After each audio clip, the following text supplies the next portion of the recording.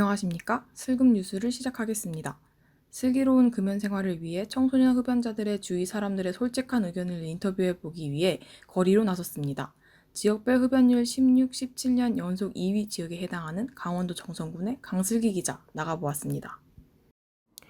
네, 저는 강원도에 나와 있는 강슬기입니다. 첫 번째로 제가 만난 분은 이 지역에서 청소년 담배 판매가 적발되었던 편의점 점주입니다. 안녕하세요. 안녕하세요. 저는 북평면 근방에서 편의점을 운영하고 있는 김지선입니다. 현재 운영하고 계시는 편의점이 청소년 담배 판매로 인해 적발된 것으로 알고 있는데 어떤 경로로 적발되었습니까? 저희는 알바생들에게 미성년자로 의심되는 사람들에 대해서는 모두 신분증 검사를 하는 것을 원칙으로 하고 있어요. 그런데 청소년들이 위조 신분증을 제시하고 담배를 사가서 저희도 속아 넘어가서 판매하게 된 거죠. 그걸 알게 된 학부모가 신고를 해서 저희는 적발이 되었는데 막상 신분증을 위조한 청소년은 어떠한 법적 제재도 받지 않더라고요.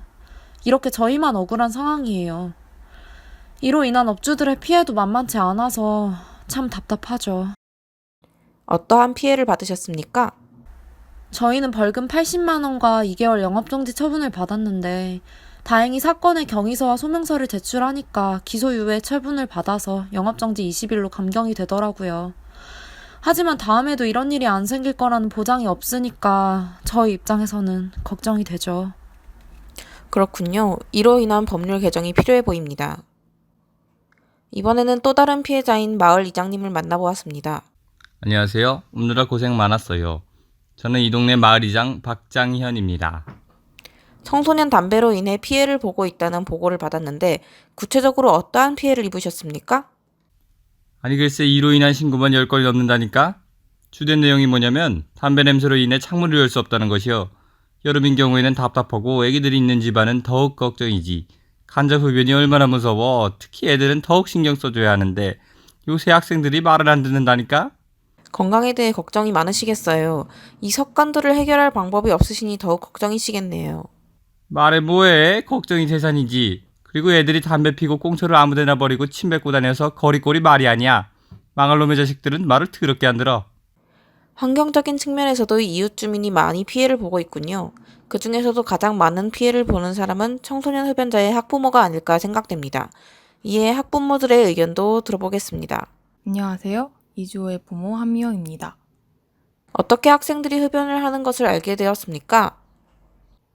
어느 순간부터 주호가 담배 냄새를 묻히고 오더라고요. 향수라고는 전혀 뿌리지 않던 애가 근래 들어서 많이 뿌려서 의심만 하고 있었는데 방 청소를 하다가 담배값이 나와 확신하게 되었어요.